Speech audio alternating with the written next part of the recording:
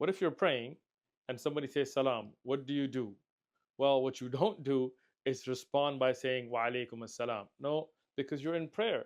The Sahaba used to do this, but when Allah subhanahu wa ta'ala revealed in the Quran about those that protect their prayer and stand with humbleness and concentration in front of Allah, after that they would not audibly say salam. But what do?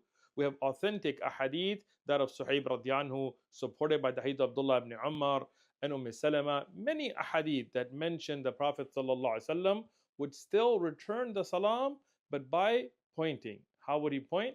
Either by nodding his head, or by ishara, by pointing with your finger, or with the hand.